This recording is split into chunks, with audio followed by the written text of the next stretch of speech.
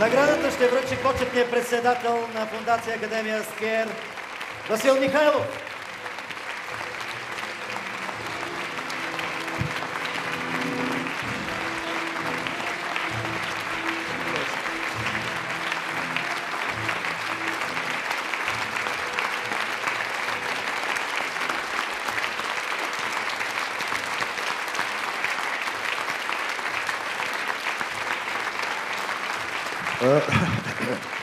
Много ви благодаря, скъпи приятели. Честит празник. Да ги помоля да седнат, ако искат. Не, че ще говоря много. Аз основните неща ги казах в филмчето. Една грешка направиха организаторите. Трябваше първо филма, след това песента и след това аз. Скъпи приятели, честит празник. Най-красивият празник на България. Той е най-красив, защото се осъществява главно от млади, красиви хора. Красив е. И днеска беше красив.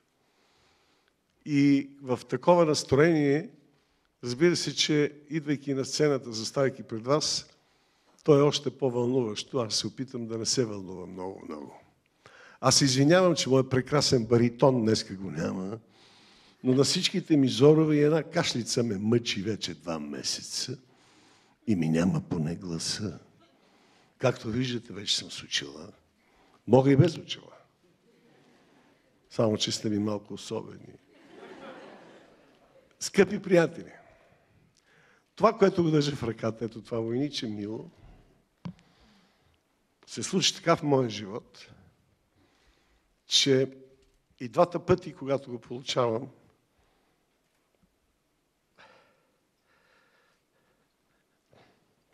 той идва в един много особен момент за мен. В 1992 година, когато получих първия скер, аз бях в страшна криза, творческа, политическа, пълна бъркотия, не знаех къде съм, кой съм. И когато разбрах, че съм номиниран за скер,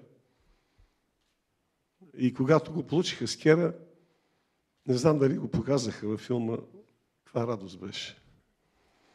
Радостта дойде от това, че аз разбрах, че има много хора, които все още искат да бъда с тях, да работя с тях, да работя за тях.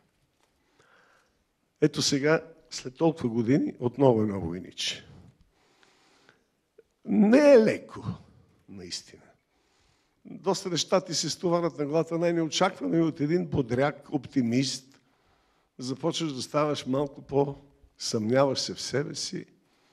До тук ли беше? Има ли смисъл? Защо? Такива въпроси. Но вярвайки в предишният скер, аз вярвам в този скер и съм сигурен, че той ще ми помогне. Искам да споделя нещо с вас. На тази сцена, преди много години, повече от 40 години, бях поканен да дойда щатен артист във Военния театър. И аз дойдох. Тук заварих моите най-прекрасни колеги, съученици от Академията, Меглена, Илия Добрев, Меглена Карламбова, Елена Райнова и Йоско Сърчеджиев. И дойдох тук. И ще ви разкажа за първото усещане, заставайки на тази сцена. Пиесата е "Време разделно" по Антон Дончев. Голям епос. Виждам тук моя приятел Асен Шопов. Първият ми контакт с този буен човек. Аз не разбирах много драматургия и от роли. Повече ги разбирах за кино, но за театър не ми беше много ясно. Коя каква роля е?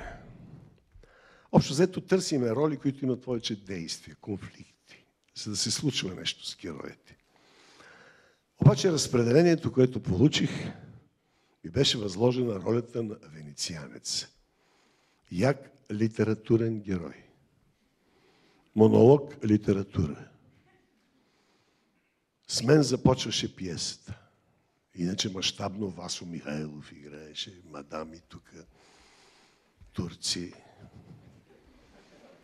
И аз излизам ето тук вляво.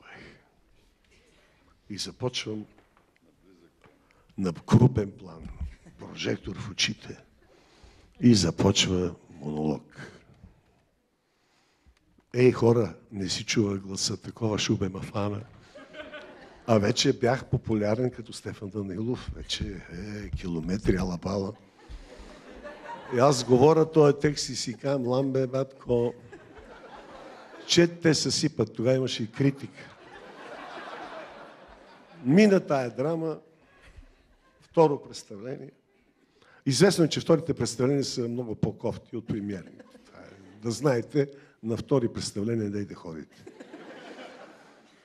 Излизам пак тук. Близък план, крупен. Актьор, кинаджия. Топъл, убавец. И почвам литературата.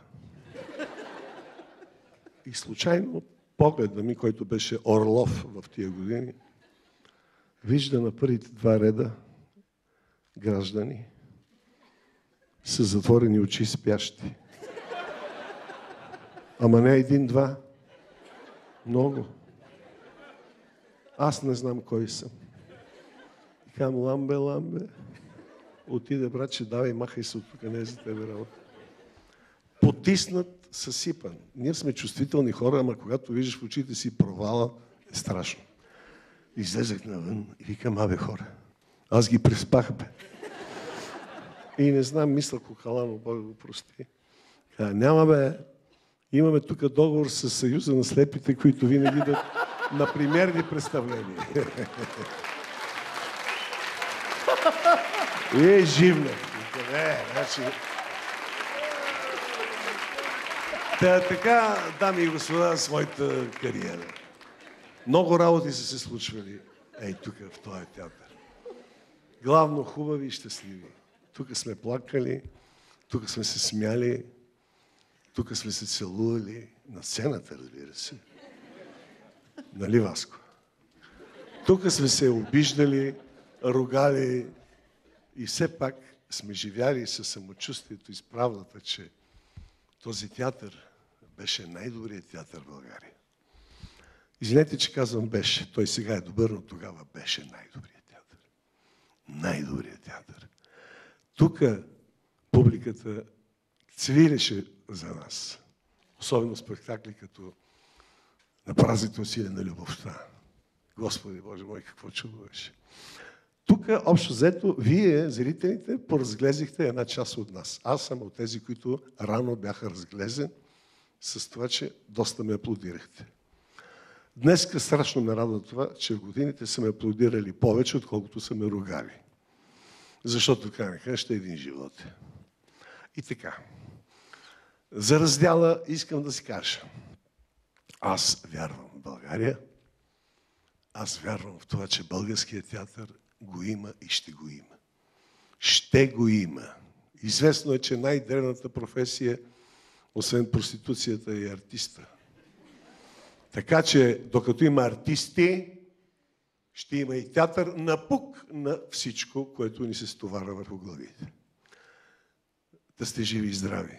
Благодаря ви, че във всички тия години аз съм ви усещал, вие сте ми помагали, но едно, вярвайте, винаги, безкрайно много, съм ви обичал. Аз съм си обичал публиката.